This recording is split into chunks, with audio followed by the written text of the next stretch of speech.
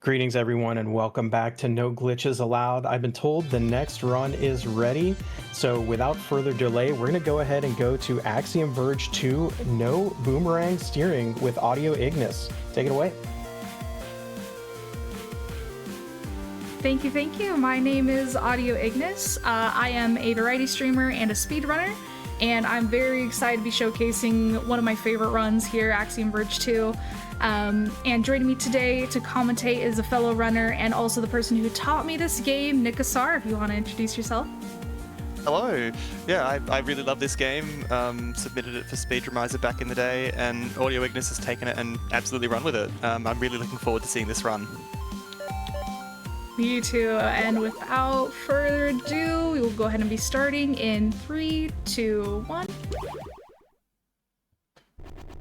And starting this run off, we'll be introduced to our main character here. Her name is Indra. She basically purchased, as I understand it, Hammond Corp, which was owned by somebody else for a time, who was carrying out research in Jones Station, Antarctica, which is where we are at now. And just to start off, we are going to be showcasing one of the techs that we are going to be using for a lot of this run, where we will be going back to the menu and continuing. It's going to teleport us back to our last save point. We're going to be using that for a lot of the run to just get around to places a little bit quicker. And up here... Sorry, go ahead. No, you're fine. Just the games are very kind in that they have a save point system, but you can save and exit just by using the menu, which is, yeah, obviously quite exploitable. Very. One of the best exploits of the game, honestly. And we will be using another similar tactic later in the run, but for now, this is the only way that we have to basically get around a little bit faster. So just like right there, we're just right back to recent save point, so we don't have to run back as far. In chat, don't say it. An exploit is not a glitch. Not a glitch. Though Definitely this not. game is basically somewhat glitchless. We definitely are going to be exploiting a lot of parts of this game. Now, Indra here is going down to, as I remember it, she received basically a message from a source telling her to come here to Antarctica if she wanted to see her daughter again. And so that's why she is here searching for her daughter. May or may not. Well, actually, yeah. So since we're in speedrun mode, that actually isn't going to be directly relevant because all the cutscenes just get removed from the game. But yeah, we're skipping all the cutscenes, all the talking. Yeah. Yeah, shout out to the dev of Axiom Verge for putting in the speedrun mode. It's very nice. It is. I love that they added the speedrun mode into it, taking out all the talking so we just don't have to skip it. And now here's where we're going to get to see, she kind of got stuck, fell down into this area here. The water is rising. Usually we would go over quite a ways to try to escape this water rising, but no matter what happens every single time here, Indra is basically going to drown. It's an understandable mistake. So, like, minor spoilers, the minimum deaths to beat this game is 1. Yes. Now it is very required. So we just speed it along by hugging the wall. Yeah, totally fine. And for some reason we're made of a swarm of angry bees. I do have somebody who's getting an early start on that Lego Racing bid war for the character. It looks like Scooter is now in the lead for the Lego Racers bid war. That's due to this donation from Dante1792, a $50 donation that says, "Go boy, go." So thank you, Dante. We really appreciate that. That's a good amount of chunk of change for our charity here. Thank you so much, Dante. Appreciate you.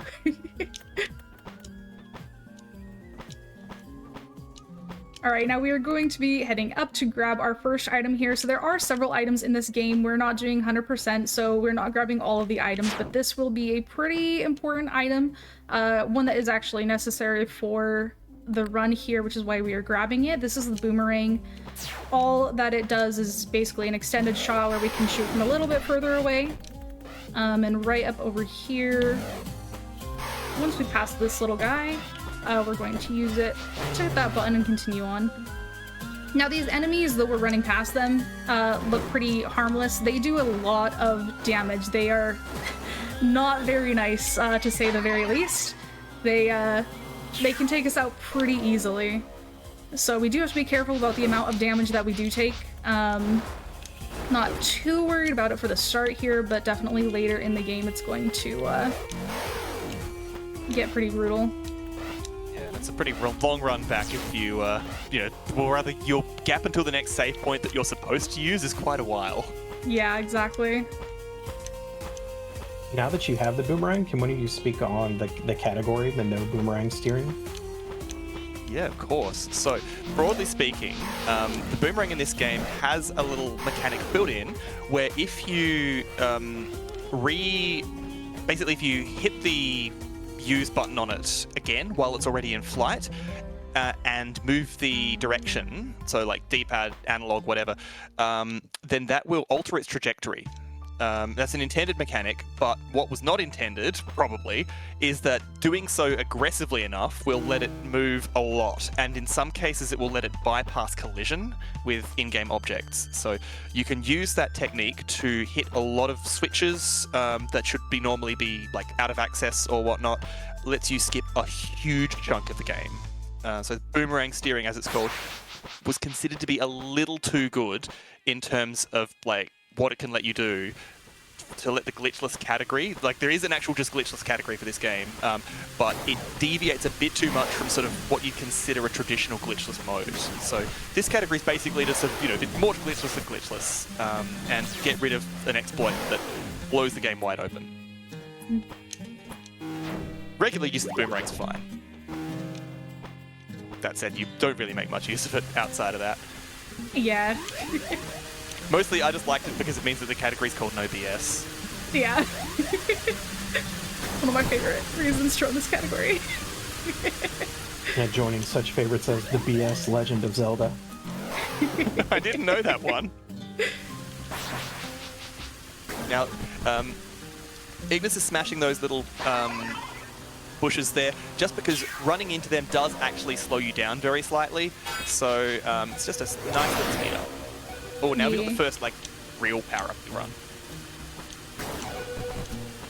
So, hacking here, you can see just switching platforms on, is quite a multi-purpose tool in this game. So, it's a new mechanic in Axiom Verge 2, because basically all your enemies are robots of, like, some sort or another. And you can use the hacking to disable them to some extent, you can slow them down. In some cases, you can even switch their allegiance. The game's got an in-game sort of power-up skill tree that we are going to completely ignore in the run, which will make it a bit more powerful, but still very versatile. Yes. And now I am doing some safety saves in the run as well. That save, however, that I just did, is one that is very necessary, very required, because we will be going back to that location. A majority of these saves, though, that I do is just to regenerate my health. I'm just doing that since we are showcasing. I'm not entirely going for new best time or anything like that. I'd rather not have to risk running back in some instances. But after getting that power up, we're just going to teleport right back. I did see some raiders come in, so I will mention this is No Glitches Allowed 2026. Welcome We in, are here raiders. raising money for the Go Rescue Pet Adoption Center, and we just actually hit the incentive for a future run plushie in the sky to upgrade the difficulty. Thank you to everyone who's pushed us over $900 so far. Oh, nice. Hey, there we go, nice. No. That was a misclick. Well, that's whoops. not good. Okay. I've got my audio coming through is live from you, but I've got, the delay, so I thought you guys... Yeah. Nope, that was a misclick. Shoot. Well, there is no going back to continue that. Snap. That is a total misclick. Alright, well, that's very unfortunate. Very unfortunate. That was me just misclicking with my analog stick there. Whoops. Oh boy. Oh well. Well, for those of you who just joined us, this is Axiom Verge 2.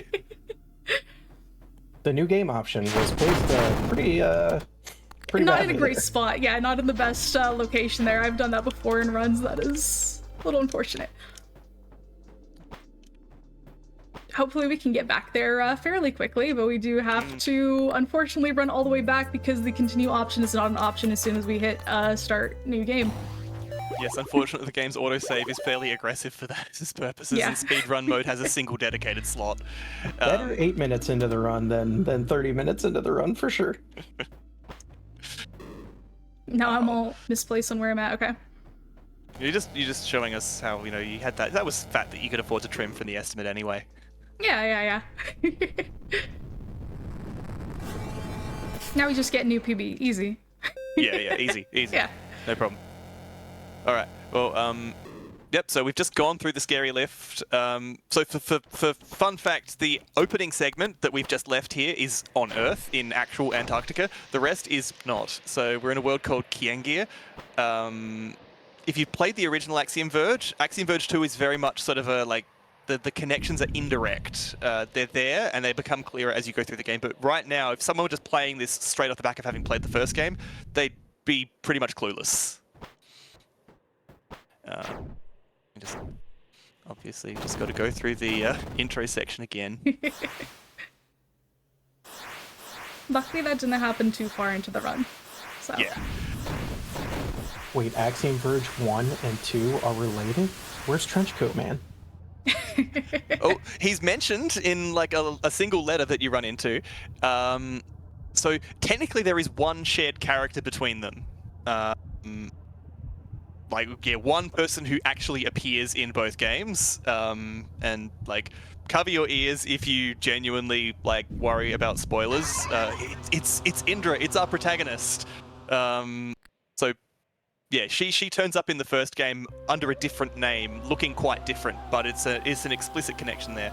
So it's functionally it's a prequel. Time is a little bit hecked in the Axiom Verge games. There's some stuff going on, but pretty much everything that we're seeing in this game has already happened by the time the first game plays. So Trace is right now probably just chilling in his lab. Or he's on like interdimensional adventures, I can't remember which.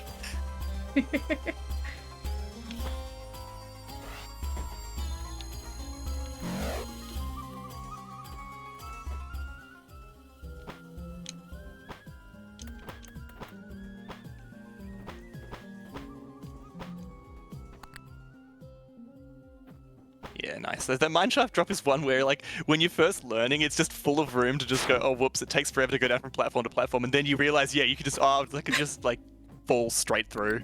Right, once you learn that fall, it's very nice. Yeah. Yeah, I think we're right. So, like, the Trace we play as in Axiom Verge, like, technically doesn't exist yet, but, yeah, Athetos is off having fun times.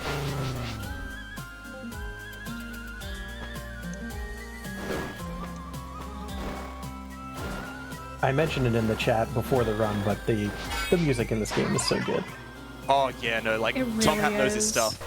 It was really interesting, like coming into this game on the back of the first game, because obviously that game's soundtrack also is amazing, and they really like this one's got a very different spin on it because you've got the setting is much more primitive. Yeah, no, there's some great tracks here. One of my pet peeves for the speedrun is the third area we get to, the one that I think like Ignis had just reached before we had to do the reset kablooey. You never hear the proper theme in this run because you just don't spend enough time in it. It's like, yeah, no, beautiful And it's one soundtrack. of the best ones too, it really is. It's so good. It's like the vocal theme's great. I put this one on in the car every now and then, just spin it up and listen to it. Hashtag just speedrunner things.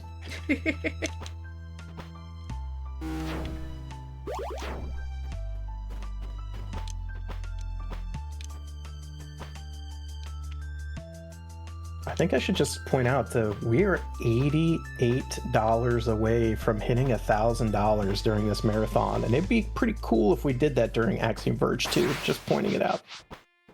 That would be absolutely amazing. Make a compelling point.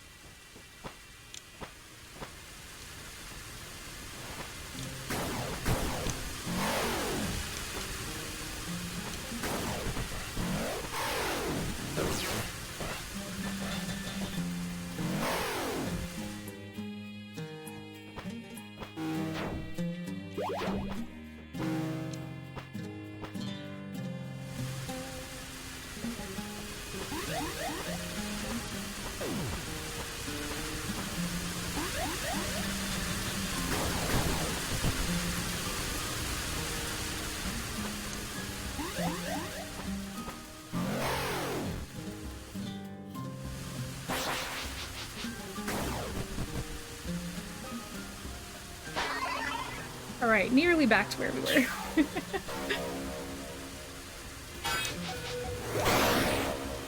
Yeah. Yeah, we've managed to get our hacking back. And yeah, there's a few little sections here where you can lose a bit of progress, but the huge thing that will kill you if you're trying to push for a PB, but you're a bit careless, is if you're not taking those safety saves to refill your health, you can get bled down here, and that sucks so much, because if you don't take any safety saves, it's probably like a 4 or 5 minute time loss for dying here. Yeah. Right. Back on the save point. This so time the let's not next start anyone. yeah. Nice and careful. So the power-up that we're about to re-get is Damu, who's a throwable drone. So if you similar to the first Axiom Verge, the drone in that game already, it was a similar pickup. So Damu's a little more advanced, because he also lets you access the area called the Breach, which is like a second sort of extremely crunchy 8-bit looking world. All right, there we go. Just take my hand off the analog stick. Yep. Nice and careful. And one of the things with Damu here, if you want to explain it while I just skip this jump here. Yeah, so the game, essentially, while you've got Damu, there's essentially sort of 2 separate player characters. So Indra is just sitting around over there, still sort of being helpless. And you can interact with save points as Damu, and it will treat that save point as the most recent one that you've used. And then you can turn your control back to Indra, and the game will just go, when you save and quit, sure, that's your character state, right? Indra's who you are, and oh, look, that save point's the last one you used. But it's not actually possible to get to that, that save point as Indra. So, totally glitchless. This is intended game behavior, but we have blown the game wide open. So just in terms of the naive sequence, we've skipped 1 or 2 whole power-ups and an entire area. We will be going back to one of those, but right now it's much quicker just to go straight through here.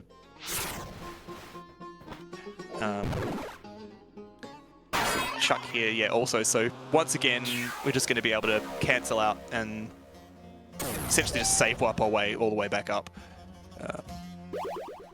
Yeah, visually it's not as interesting as some of the Axiom Verge 1 drone shenanigans, but it's way more game-breaking, right?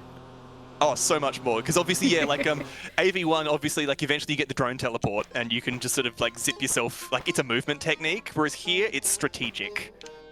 Yeah, AV1 is certainly a much more demanding game in terms of execution, because some of the movement options there are very, very you can do a lot, but it asks a lot of your hands. Bit more basic in 2.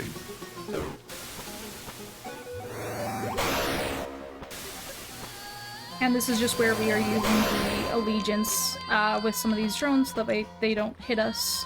I'll be using that a lot for quite a lot of them, but that is just first instance of it. And this is where we are going to bring Damu into the first breach area. Yep, here we go. So everything is a bit crunchier, everything's a bit sort of, bigger, floppier sprites and whatnot. It's like we've walked into a video game.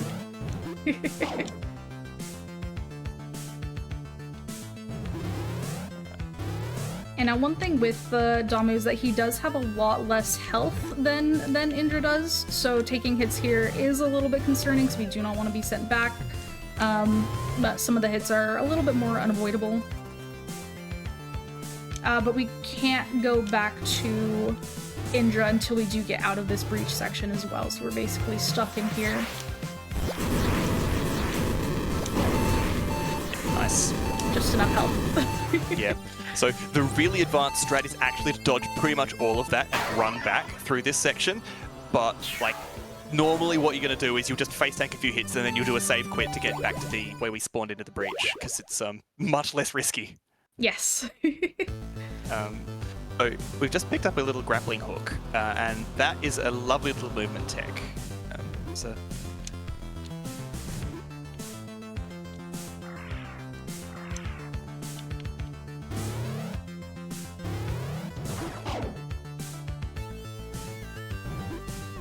So basically, all this kind of slingshot does lets us get up to areas that we otherwise probably wouldn't be able to reach. nice. Unfortunate, but that guy was just there. Okay. Well, that's fine. Yeah, nice. that enemy is really, really scary. Yes. Like the pink pill bug things, but like the thing is, like if you just jump at the absolute earliest possibility. Yeah, that specific little pill bug can definitely kill some runs if you do not get the exact perfect jump. Also, that one as well, want to make sure that we jump above it, just so it doesn't hit us whenever we are going through that. All right, so now we're about to once again use the save movement manipulation to cut out a very big chunk of the game. So including a pretty major plot event. Normally, if you're at this point in the game, if you're playing quote-unquote intended, you have to go through something that basically takes away your ability to run around as Indra, and you're stuck playing only as Damu. But if we that little chunk there, perfect. But like, hadn't really anticipated that you could move and be as Indra on that save point. So now, with throwing Damu, you could just sort of go out and pretty much just jump down to a whole new zone. No glitches. Just kind of skip like, everything. yeah, like completely. Just like I just don't want to do those things. Like, please. Then yeah, there we go. So now we've landed down in Irikar, where like technically you shouldn't actually be even able to be Indra if you're in this area. But we are, or at least we will be eventually.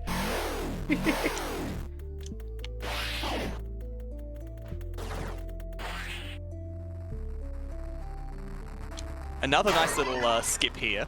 So we've, Ignis has just picked up a scan that lets you reveal hidden breach portals. So what you're supposed to do is use it right away and enter the hidden breach portal that you're sitting next to, but instead you can just do a save quit and come back here.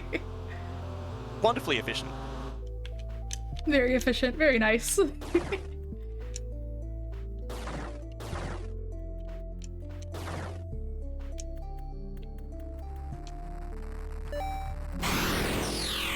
And there's that breach portal right there. We're gonna go into this one instead to go and grab another item.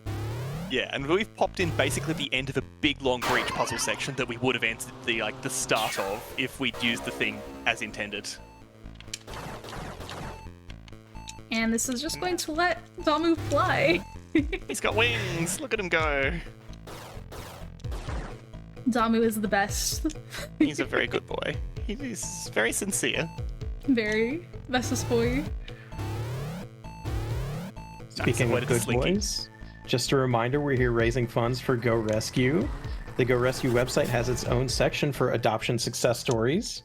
So if you want to see more of what you're raising money for, just go check out gorescuedogs.com/success stories.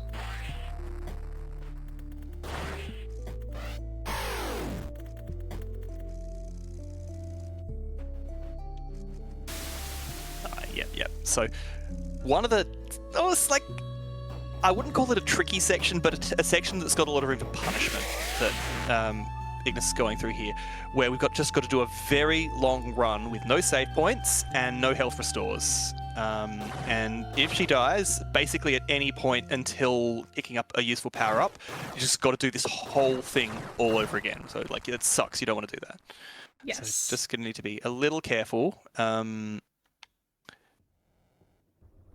Particularly with the artillery dudes in the coming section.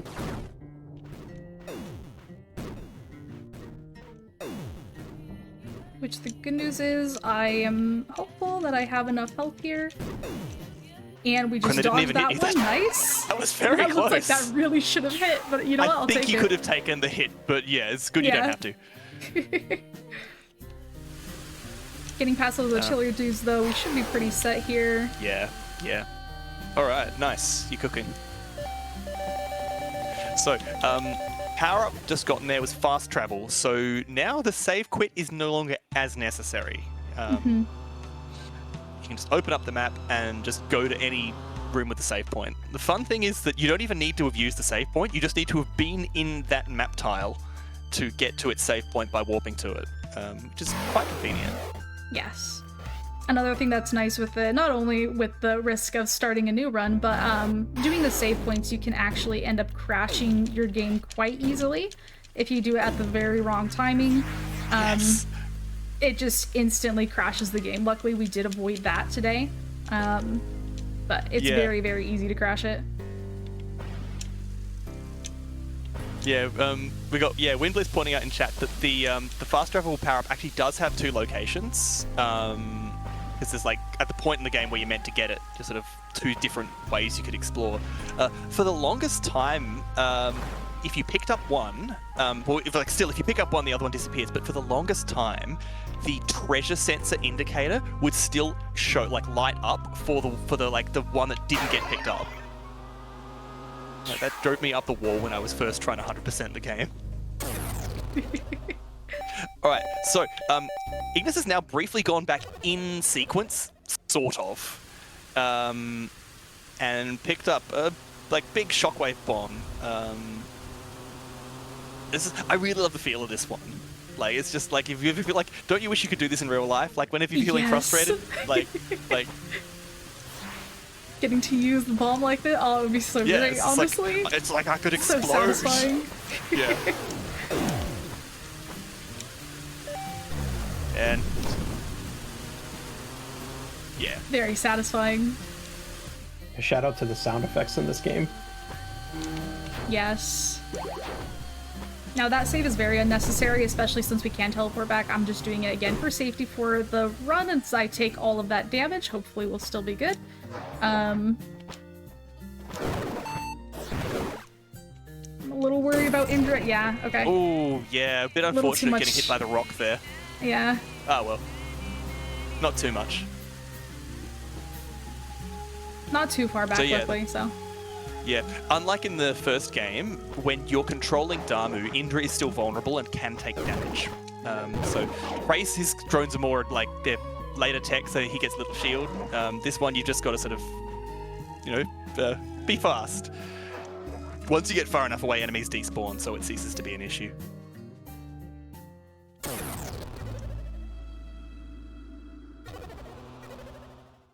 Nice. So this little hop here technically isn't necessary. There is a way to do this category that doesn't involve bringing Indra in here, but it's really, really punishing. Like, no room for error at all. So, yeah, Ignis has very sensibly decided not to bother with it for the marathon run. Yeah, I definitely like to... This area in particular, with a lot of these enemies coming up, are not very forgiving, to say the least. These spider enemies specifically do a lot of damage. They're not the kindest, so I like to play it safe around them. Makes sense. Nice, there we go. So that little grab there, it's not the hardest, but it is deceptively tricky, because you've got to change your angles of control quite a lot in a short span of time. Also demonstrating here, I think we haven't seen much of it in the run, but using the hover from Damu lets you preserve the speed that you gain from the slingshot when you use the grappling hook. So that actually lets you travel faster horizontally than you can by running. So that's another way that this category lets you do a lot of time-saving movement without necessarily breaking the game. Mm-hmm.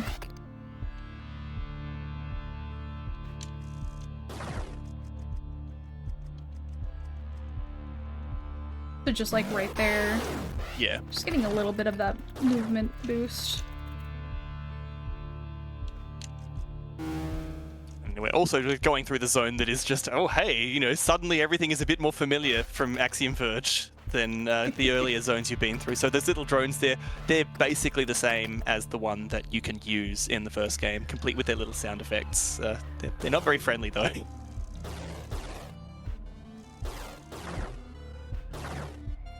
And Oh, I've gone the wrong way. oh no. Yeah, there we go.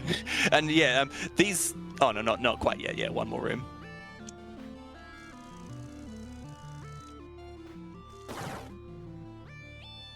Ooh, I want to point out that in addition to the LEGO Racers bid war, which we still have active until that run begins, we've opened a new milestone incentive. If we get to $1,250, we will be upgrading Sekiro Shadows Die Twice with a hard boss mode Reflections game mode after the run. That sounds difficult. exciting. Yeah, very. Yeah, Be very fun to regular watch. Sekiro is too hard for me, much less super bosses. Right.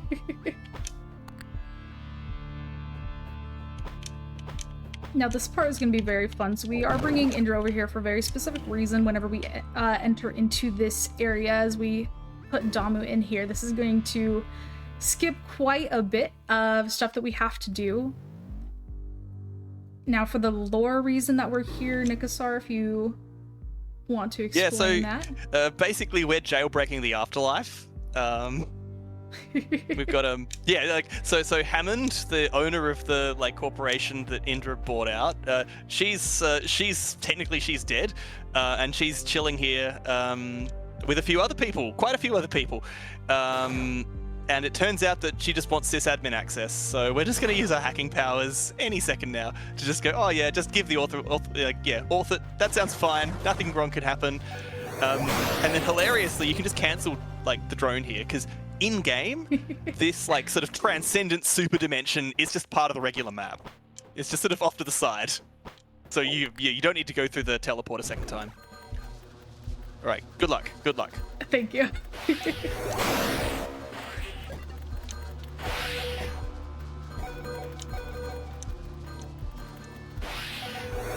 Boy, okay, nice. So these spiders, they mean business. They're like 3/4 of the health.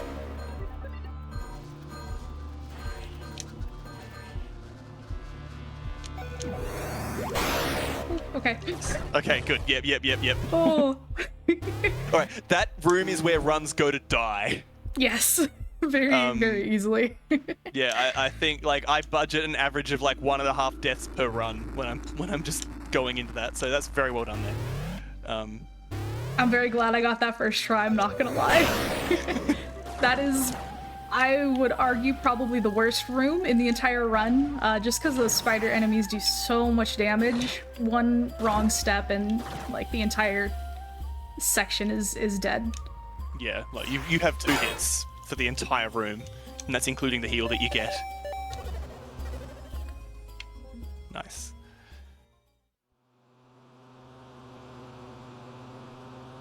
So, Ignis has just picked up the second last power-up of the run, which is the Breach Attractor, which is a very if you've sort of on the lore side from the first game, that should set off a bunch of red flags. But mechanically, it's a handy-dandy thing that lets you actually move the breach portals closer to you. So there's some puzzles set up where they're not actually in the right part of the room, and you can shift them around. But the upshot is that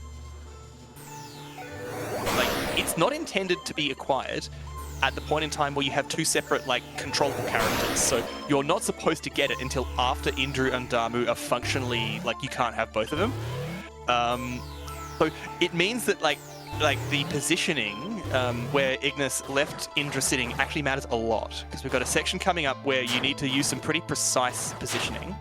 Nice.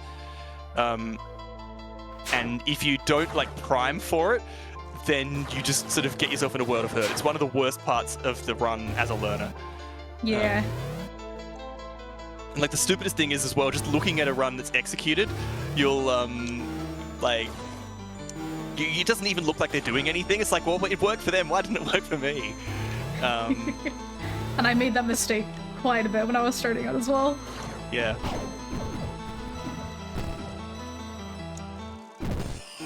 Nice. That's good damage management. That was a clean room. I'm not gonna That's lie. so Usually I clean. struggle quite a bit with that one. Normally But I that have to one take a went save very there. well. Yeah. Gonna hopefully mess with this guy now. Yeah, Death Stars are always a little bit scary. Okay, there you go. Like, I love how it's just not even trying to disguise it. It's just Death Star sitting there. It's just Giant Giga Laser.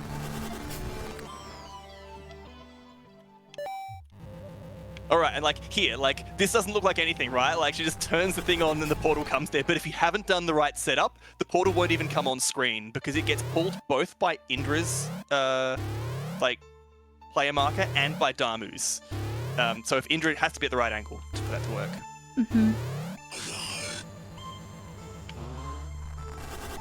And having her at the wrong spot just immediately kills the run. Yeah, So- like you could recover, but it'll take you ludicrous amounts of time. Yeah. Nice. And that is our final power up there. Yep, so you can just turn into a nanite cloud now. Technically, it lets you fly, although it's very slow and very expensive, so it's not usually worth it just for that. And wouldn't you know it, the final confrontation happens right by where you first respawn. You know, how about that?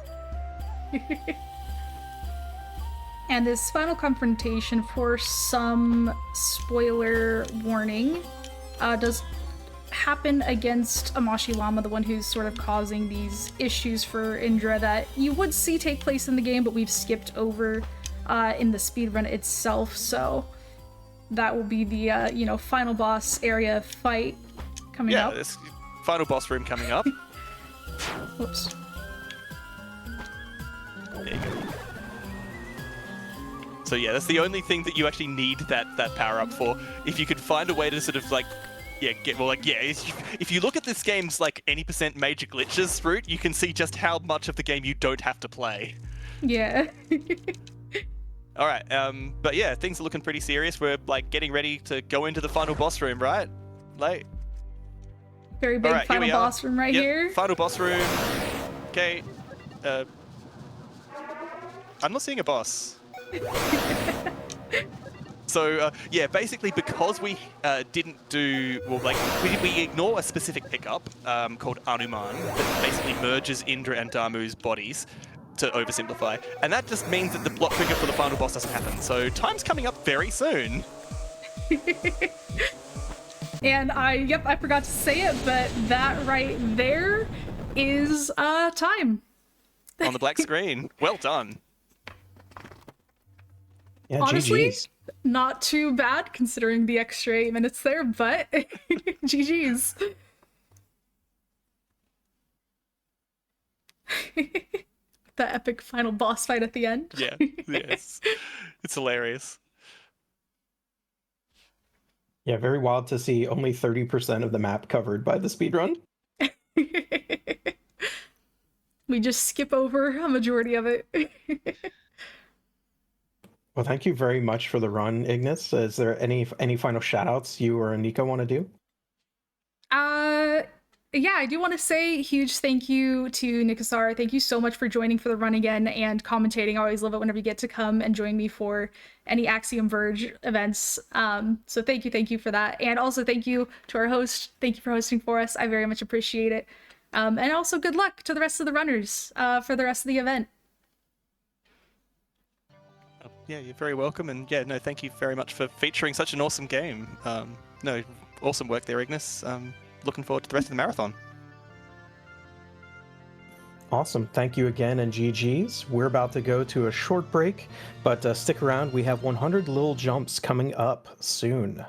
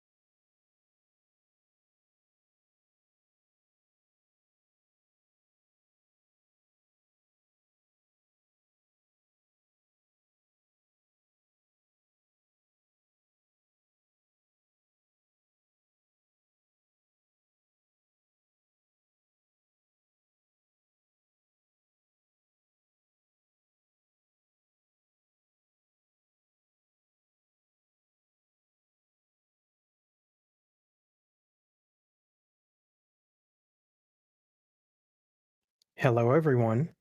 If you just joined us, you're watching day 2 of No Glitches Allowed 2026, and we're here raising money for the Go Rescue Pet Adoption Center. It's a dog shelter in Hampton, Virginia that works to provide a haven for homeless dogs, giving them the time, care, and love they need to find not just any home, but the right home. And you can donate by using !donate in chat and clicking the link or scanning the QR code that's on screen right now.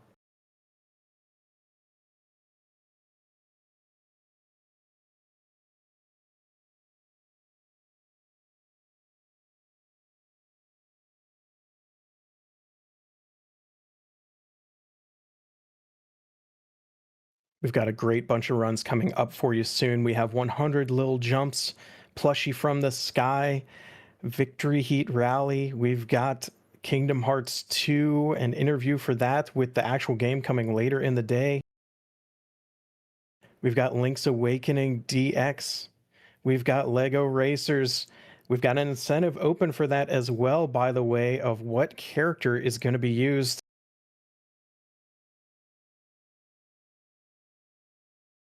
Currently, Scooter is winning, but you can also select the default character, the Joan of Cart, Robo Racer, and Turbo Charger. You got a few runs to go for that, but if you want to get ahead of Scooter, you're going to have to start early.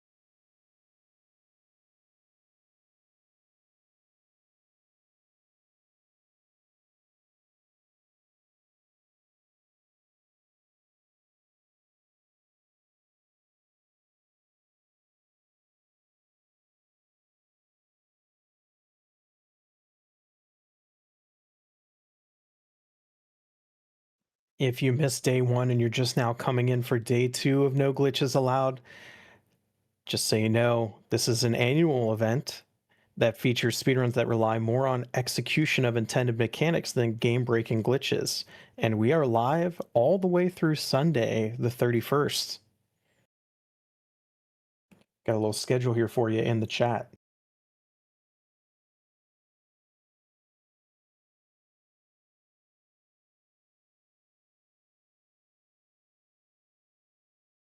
I was beaten to the link, thanks, Calvincible.